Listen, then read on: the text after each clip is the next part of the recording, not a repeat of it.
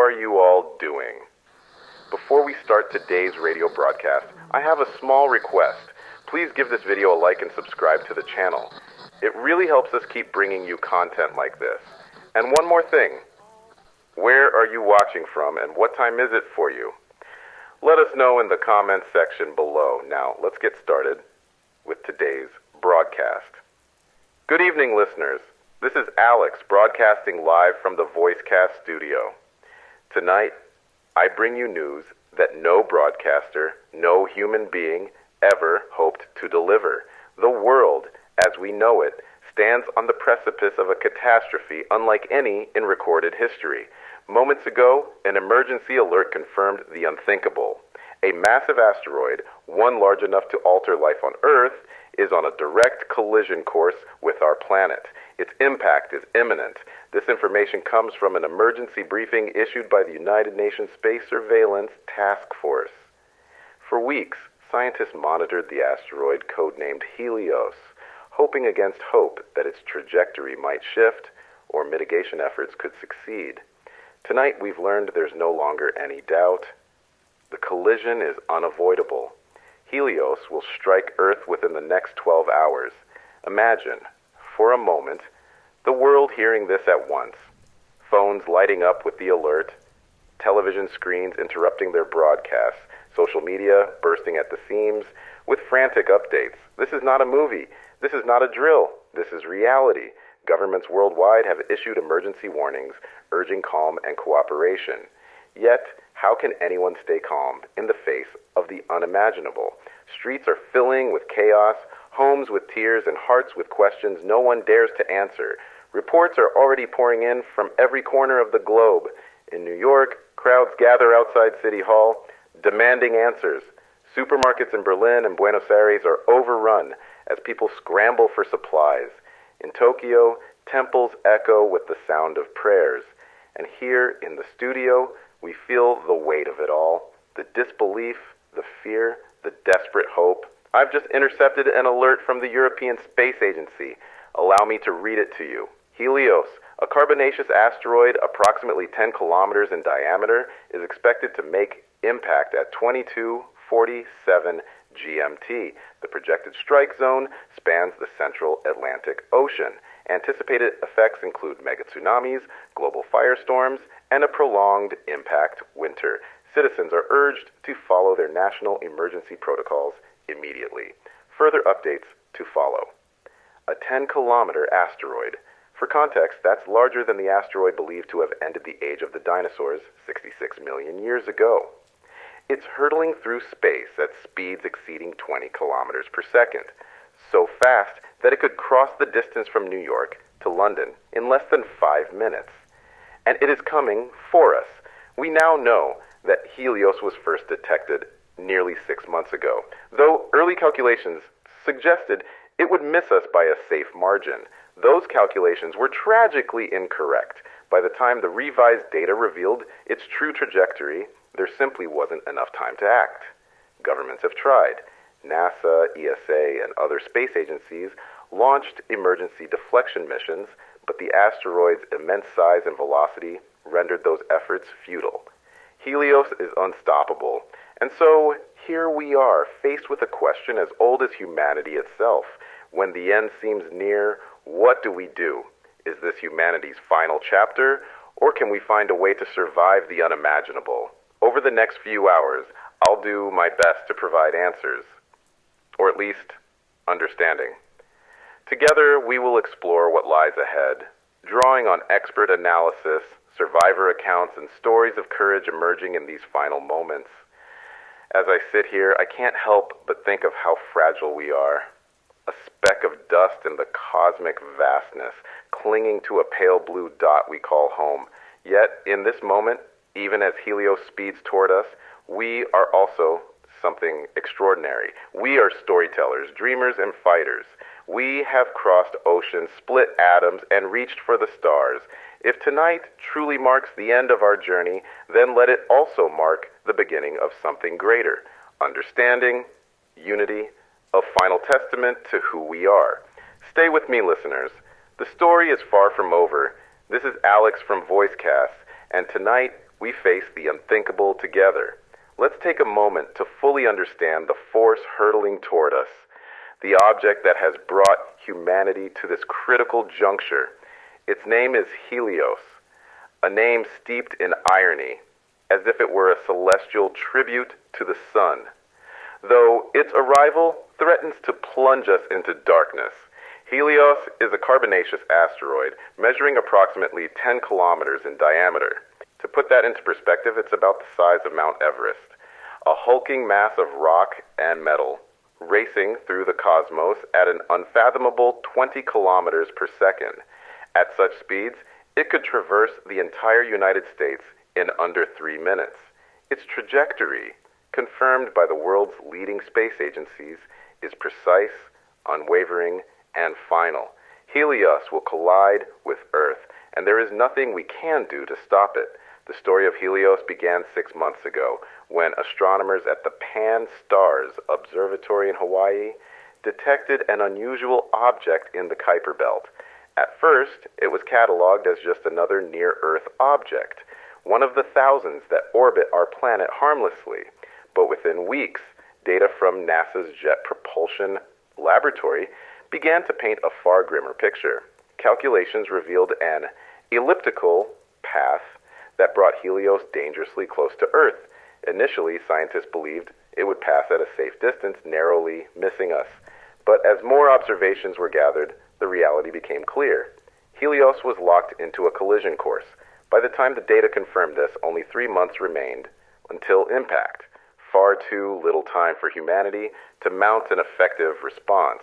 Dr. Eleanor Carter, an astrophysicist at MIT and a leading voice in planetary defense, joined us earlier this evening to explain why stopping Helios was an insurmountable challenge. Here's what she had to say. Helios is a monster. Its sheer size and velocity make it virtually indestructible by our current technologies. We considered nuclear deflection, essentially using an explosion to nudge it off course. But the asteroid's mass is so great that the required force would be equivalent to thousands of megatons, far beyond anything humanity can produce. And even if we had succeeded in breaking it apart, we would have only turned one massive impact into thousands of smaller, yet equally catastrophic ones. Helios is a single, unstoppable bullet aimed directly at Earth. Dr. Carter's words are as sobering as they are terrifying. Despite decades of research into planetary defense systems, our species is simply unprepared for an event of this magnitude. Based on current projections, Helios is expected to strike somewhere in the central Atlantic Ocean. The exact coordinates place the impact point roughly equidistant between South America and Africa. While this may sound fortunate, avoiding direct collision with a major landmass, the consequences are anything but. The impact will release an energy equivalent to over 1 billion nuclear bombs. The ocean will vaporize at the point of contact, sending colossal tsunamis rippling outward in all directions. Coastal cities like Rio de Janeiro, Lagos, and New York are expected to be obliterated within hours. Waves hundreds of meters high will surge inland, swallowing everything in their path. But the destruction doesn't stop there. The force of the collision will eject billions of tons of debris into the atmosphere, creating a thick, impenetrable layer of dust and ash that will shroud the planet in darkness. Scientists predict this impact winter could last for years, causing temperatures to plummet and disrupting ecosystems on a global scale. Crops will fail, biodiversity will collapse, and the very air we breathe may become toxic. As we try to comprehend the magnitude of what's coming, one question lingers. How did this happen? How did we, a species capable of mapping distant galaxies and exploring the surface of Mars, fail to prevent such a catastrophe? General Michael Hargrove, spokesperson for the United Nations Emergency Taskforce, addressed this question during a press briefing earlier today. The failure was not due to ignorance or inaction. It was a matter of scale and timing. When Helios was discovered, the global community mobilized immediately, Resources were pooled, emergency missions were launched, and every feasible option was explored. But planetary defense is a complex field, and we are dealing with forces far beyond human control. Earlier detection might have given us a chance, years instead of months, but hindsight is a luxury we cannot afford right now. There it is. An admission of our limitations and a reminder of how fragile our existence truly is. The systems we've built to protect us, the technology we've created to extend our reach into the universe, are no match for a 10-kilometer rock. As Helios approaches, it is already visible to the naked eye in certain parts of the world. Descriptions from astronomers paint a haunting picture, a blazing point of light, growing larger with each passing hour, its fiery trail stretching across the night sky. Telescopes capture its surface, a jagged, cratered landscape forged in the fires of the early solar system. It is a relic of creation, a piece of the cosmos as ancient as the stars themselves. Imagine it now, racing through the void, a silent harbinger of destruction. For billions of years, Helios drifted unnoticed, a wanderer in the vast expanse of space. And now, by some cosmic coincidence, or perhaps fate, it finds its final destination on the third planet from the sun. It's almost poetic, isn't it? That something so ancient, so indifferent, could bring us to this moment. As Helios closes the gap between its world and ours, we're left to wonder, what does it mean to face the end? Is this the final act of our story, or merely the start of a new chapter, one written in the ashes of what came before? Let's turn now to the world's response, how humanity is reacting to the knowledge of its potential extinction. From bustling cities to remote villages, the atmosphere is electric with fear, desperation, and a primal drive to survive.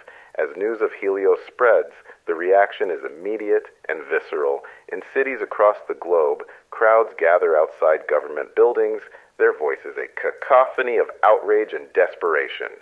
In Washington, D.C., protesters chant demands for answers, their faces illuminated by the glow of hastily scrawled signs.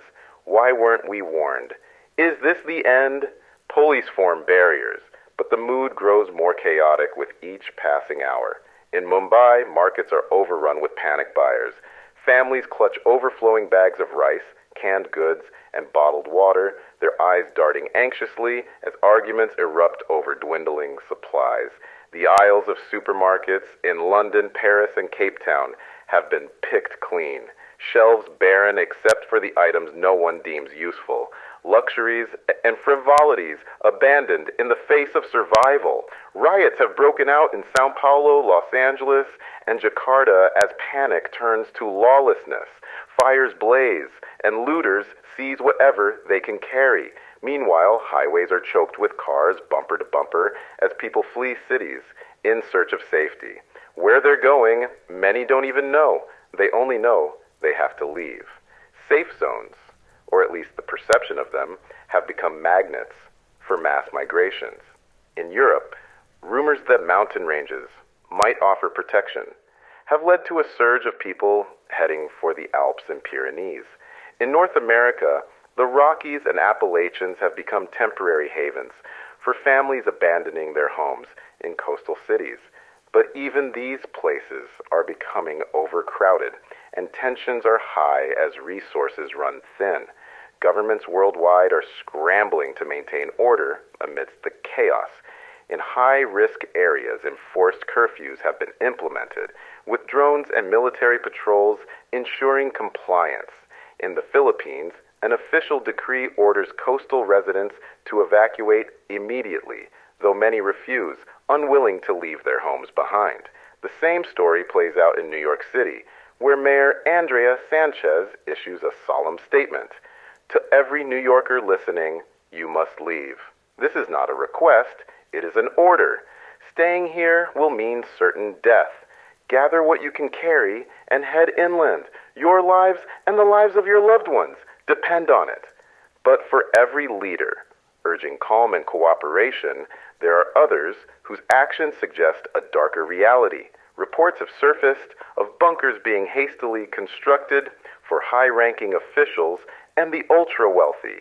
In one particularly chilling revelation, leaked documents suggest that a few governments had contingency plans for such an event, but failed to implement them in time. The public, feeling betrayed, grows increasingly restless.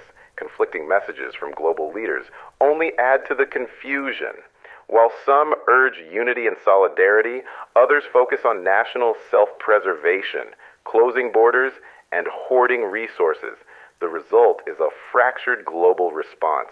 Humanity divided at the very moment it needs to come together. As the hours tick down, the psychological toll of Helios' approach is becoming more evident. Anxiety is palpable. In Tokyo, psychiatrists report a surge in emergency calls, people desperate for reassurance that everything will somehow be okay. In Buenos Aires, an elderly woman weeps openly in a crowded square, her voice trembling as she says, "I don't want to die alone." Denial is another common response. Some cling to the belief that a last-minute miracle will save them, that scientists will deflect the asteroid, or that it will somehow miss Earth entirely. Social media is awash with conspiracy theories, claims that Helios is a hoax, a government ploy to distract from other crises. In truth, these theories are thin veils for the unbearable weight of reality. But perhaps the most haunting reaction is the sheer overwhelming desperation. People are doing whatever they can to seize control in a situation where control is impossible. Families cram into fallout shelters that were never designed to withstand such an event. Survivalists retreat to remote locations, armed and prepared to defend their resources against anyone who might encroach. And yet, despite all the chaos, there are moments that reveal the depth of our shared humanity. We are, at our core, a species built to endure. Even in the face of annihilation, there are those who choose hope over despair. Strangers offering food to those who have none. Children drawing pictures of rockets to push the asteroid away. It is as if, even now, we refuse to let go of the possibility that we might find a way forward. Listeners, as we continue this broadcast, I urge you to think about what matters most. In these final hours, what will you hold on to? Your loved ones? Your faith? The memories of a life well lived? Or perhaps the hope, however faint, that this is not the end? Let me take you now to the heart of this unfolding crisis. Not the sweeping chaos of governments or the enormity of Helios itself, but the individual stories that reveal the raw human experience of facing the unthinkable. We begin with the story of Rajesh, a father of two from New Delhi. I spoke with him just hours ago as he attempted to navigate the chaos of an evacuation. His voice trembled with exhaustion and determination as he described the scene. "It's madness out here. The roads are jammed, everyone's honking, shouting, some people even abandoning their cars because there's no way forward. My wife keeps telling me to calm down, but how can I? My kids are in the back seat asking me if we're going to be okay, and I don't have an answer for them. I tell them we're going to Grandma's house in the hills, but honestly, I don't know if we'll make it. I just keep driving, praying the car doesn't run out of fuel, praying we're far enough when it happens." Rajesh's story is one of millions. Families fleeing cities, clinging to the hope that distance might shield them from Helios' wrath. But the truth is, no one can guarantee safety. The tsunamis, the fires, the impact winter, these are not bound by borders or kilometers. They are global and they are inevitable. In contrast to the chaos of evacuation, there are those who have chosen a different path. Among them is Maria, a peace activist in Buenos Aires, who has organized what she calls a vigil for humanity. In the city's central square, hundreds have gathered, not to protest or panic, but to pray, to reflect, and to find solace in each other's presence. Maria spoke with me earlier today. Here's what she said. "I know we cannot stop what's coming. None of us can. But we can decide how we meet it. I've spent my life fighting for peace, for unity. and I refuse to let fear be my final act. So I invited anyone who felt the same to join me here. We've lit candles, shared stories, and yes, we've cried. But there's also been laughter, music, a sense that, even in the face of Helios, we are not alone. That matters. It has to. Maria's vigil is a testament to the resilience of the human spirit. In the shadow of destruction, she has created a space for hope, for connection. It's a reminder that even now we have the power to choose how we spend these final hours, not in isolation, but together. As I listen to these voices, Rayesh, Maria, and countless others, I am struck by the breadth of human emotion in the face of crisis. Fear and courage, despair and hope, chaos and connection, they coexist, weaving a tapestry of what it means to be human. We are a species capable of extraordinary things. We have built skyscrapers that touch the clouds, sent probes beyond our solar system, and discovered secrets of the universe once thought unknowable. And yet, in this moment, our greatest achievement may be something far simpler, holding each other close, finding solace in shared humanity. Let these stories remind us that we are more than the sum of our fears. Whether we survive Helios or not, our legacy will be defined by how we face this moment, with courage, with compassion, and with the unyielding belief that even in darkness there is light. As humanity stares into the abyss, efforts to counter Helios have not stopped. Around the world, scientists, engineers, and leaders are working tirelessly, not to stop the asteroid. That window is closed, but to soften its blow and increase humanity's chances of survival. Inside a secure facility in Houston, Texas, teams of NASA scientists continue to model survival strategies. They've shifted focus from asteroid deflection, now impossible, to preparing for its aftermath. Dr. Elena Morales, a planetary defense expert, offered insight into their work. Our priority is ensuring humanity survives the initial impact and its cascading effects. That means identifying areas least affected by tsunamis, firestorms, and long-term environmental changes. We're also advising governments on how to reinforce key infrastructure, water supplies, power grids, communication systems, to give survivors a fighting chance in the aftermath. One of the strategies under discussion is the construction and use of subterranean bunkers. These massive shelters, some already operational and others being hastily completed, are designed to protect thousands from the worst of Helios's impact. In Switzerland, for example, entire mountainsides are being hollowed out to create safe havens equipped with food, water, and air filtration systems. But the capacity is limited, and not everyone will find a place. Another focus has been on redirecting vulnerable populations to areas deemed safe zones. In Australia, for instance, efforts are underway to move coastal communities inland to higher ground. Similar operations are taking place in Africa, Asia, and South America. These are Herculean logistical tasks made more difficult by widespread panic and limited resources. Amidst the chaos, there are glimmers of unity. The asteroid's approach has forced nations to collaborate in unprecedented ways. Space agencies from across the globe, NASA, ESA, Roscosmos, CNSA, and others are pooling their data and expertise to refine predictions and craft strategies. Supplies are being airlifted across borders, and scientists from rival countries are working side by side in labs and command centers. The United Nations has established an emergency coalition, the Global Survival Initiative, GSI, to coordinate these efforts. Ambassador Caroline de Vries, the coalition spokesperson, addressed the world in a statement this morning. We face an unprecedented threat, one that transcends borders, ideologies, and differences. In this moment, we must act not as separate nations, but as a single species. Resources are being shared, expertise combined, and lives prioritized. We are doing everything possible to ensure humanity endures. For all the division we've seen in recent days, this collaboration stands as a testament to what we can achieve when we unite.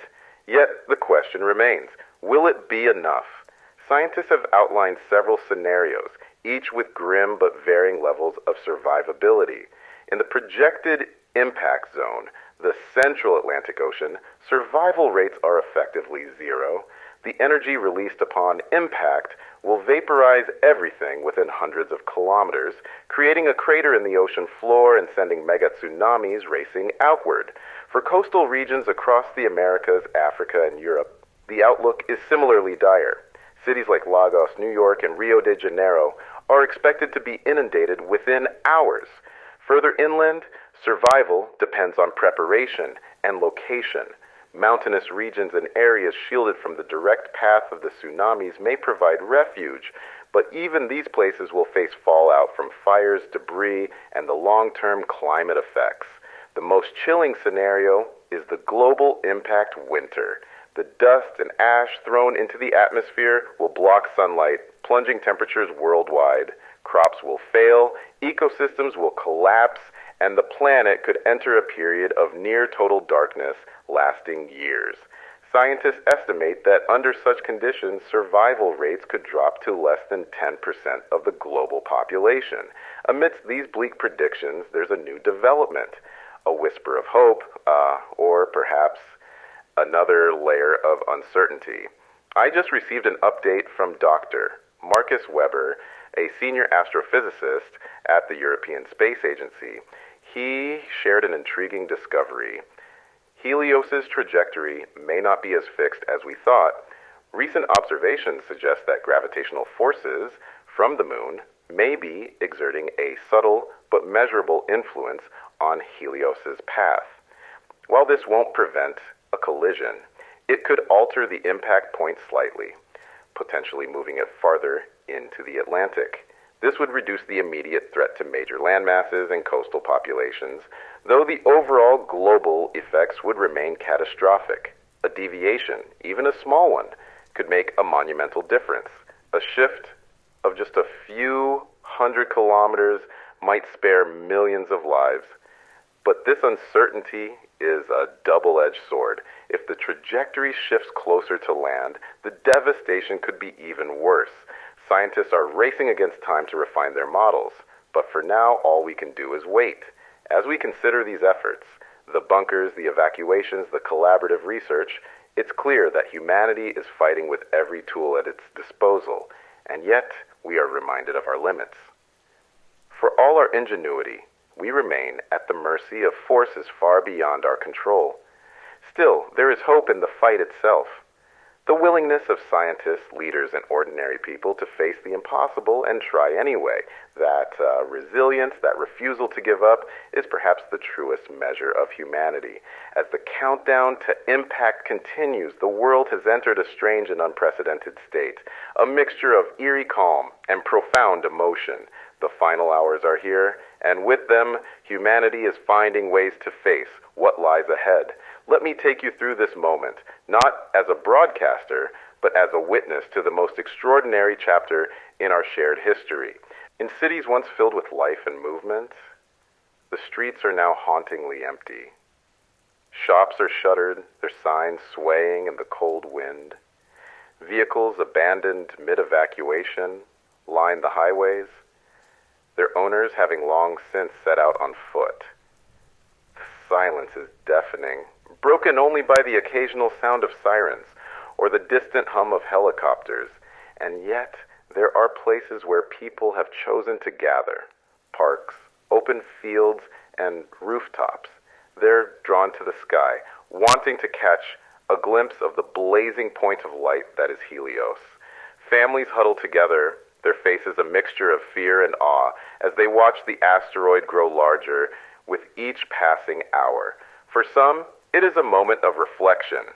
For others, it is a chance to share one final experience with loved ones. Across the globe, people are reaching out to those they hold dear. Phone lines and video calls are overwhelmed as families reconnect. A mother in Sydney sings her daughter's favorite lullaby over the phone, knowing they may never meet again. Old friends exchange memories of better days, their laughter bittersweet. Strangers, too, are finding solace in each other, offering food, stories, or simply a hand to hold. In these final moments, the airwaves are filled with voices from every corner of the world. Leaders who have spent their lives navigating politics now find themselves addressing their nations for what may be the last time.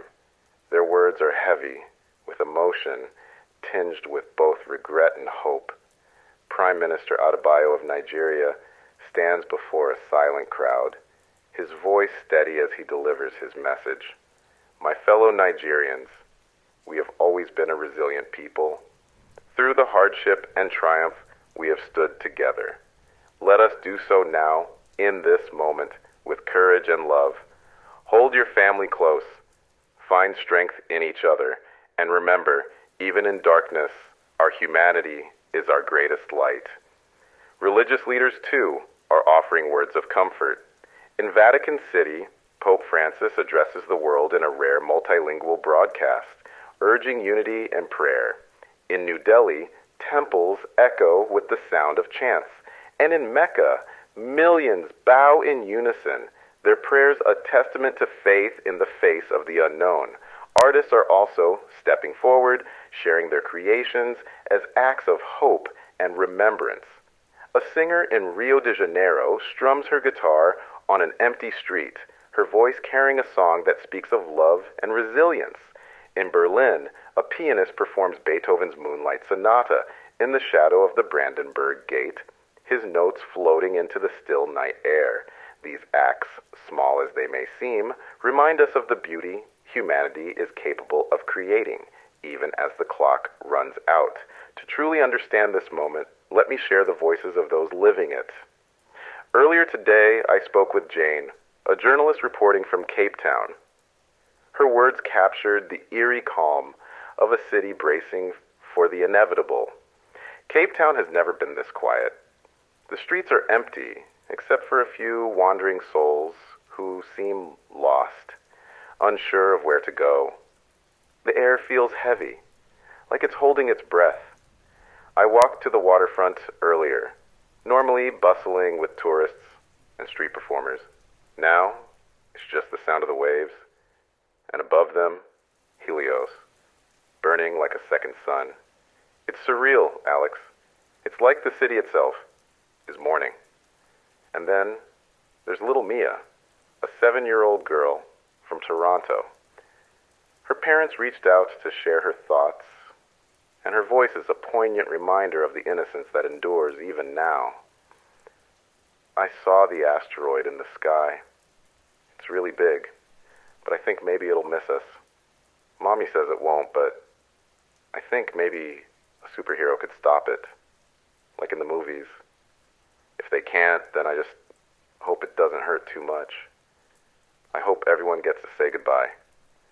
Mia's words linger, don't they? In her hope, in her simple wish, there is a purity that cuts through the complexity of this moment.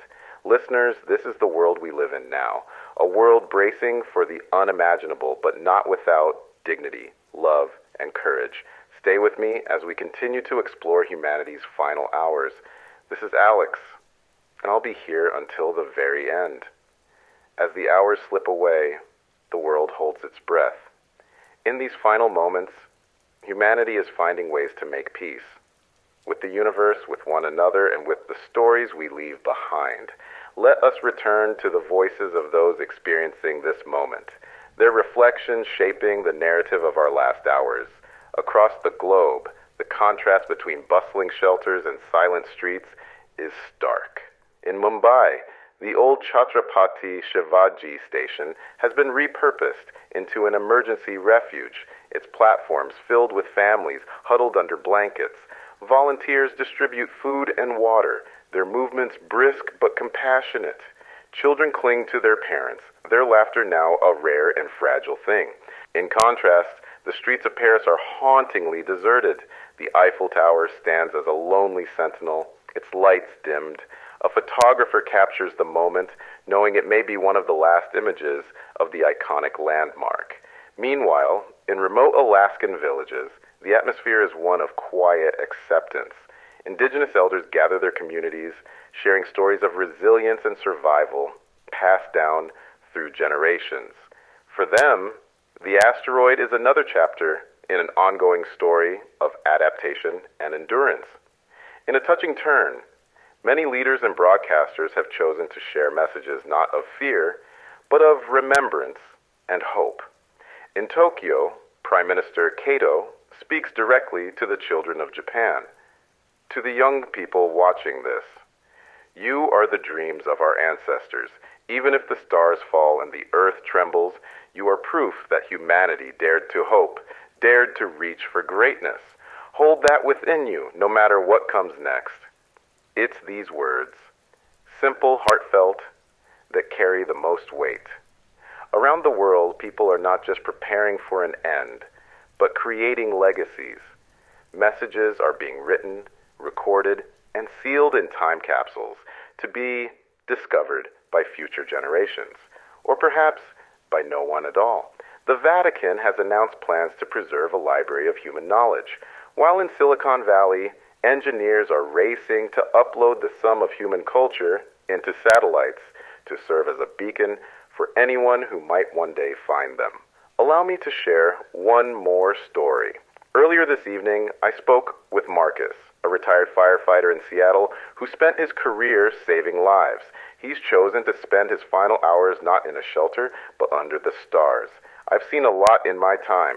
Fires, floods, things I never thought I'd survive. But this is different. I'm not afraid, though. I think there's peace in knowing it's out of my hands. I've been sitting here with my wife, watching the sky. We've talked about everything. Our kids, the trips we never took, the times we laughed. Until we cried. And you know what, Alex? It's enough. I just hope that when it comes, it's quick. And that wherever we go after this, we're still together.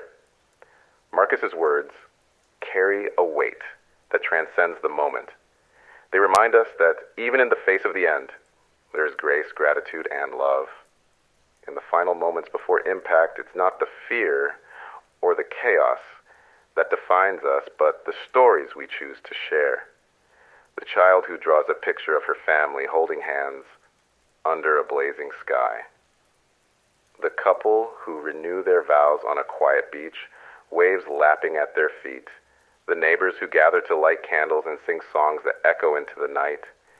These acts, small, simple, and profound, are what make us human. They are the threads that bind us together, even as the fabric of our existence unravels. As I look out the window of this studio, I can see Helios now, brighter and larger than it was even an hour ago. Its fiery trail cuts through the heavens, a reminder of the universe's vast power and indifference. But here, on this small blue planet, we are anything but indifferent.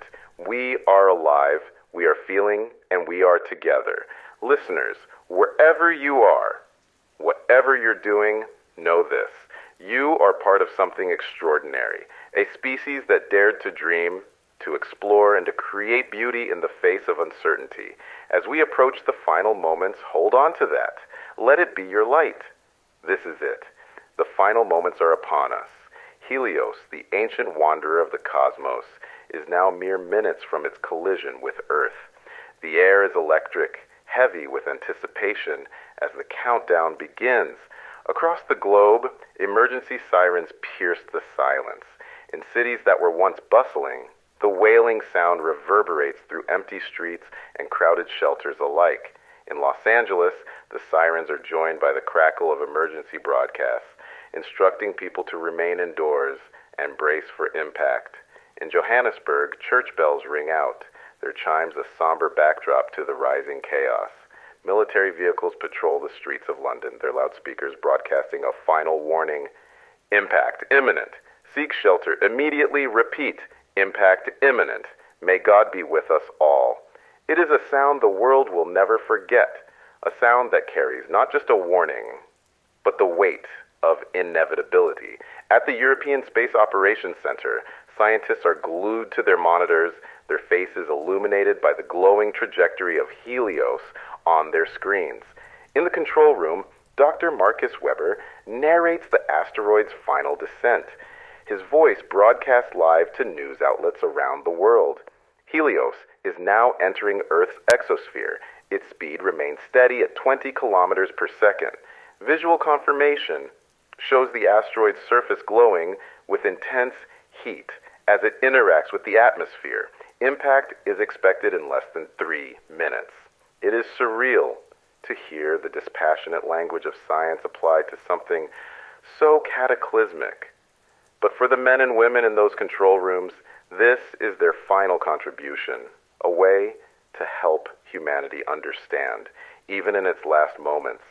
And now, the moment we've been anticipating, dreading, is here. Across the globe, all eyes are on the sky. From the crowded beaches of Brazil to the snow-covered peaks of the Himalayas, people stand together, staring upward. Helios has arrived. It begins as a faint glow, barely visible against the darkness of the night sky. But within seconds, it becomes impossible to miss. A fiery trail stretches across the heavens, brighter than the moon, illuminating everything below in an eerie golden light. The asteroid's surface, jagged and scarred, seems alive with flames as it streaks toward the Earth. In Times Square, the few remaining onlookers gasp in awe and terror as the massive object hurtles overhead. Its roar, a low, guttural rumble, grows louder with each passing second, shaking windows and reverberating deep within the chest. In the middle of an open field in Kansas, a child clings to her mother, whispering, "It's so big, Mommy. It's so big." The mother, her face wet with tears, can only nod. As Helios nears its final destination, the world holds its breath. Scientists at NASA and ESA provide their last updates, their voices trembling as they report the asteroid's descent. But there is nothing more to say, nothing more to do. The data is clear, the outcome is inevitable.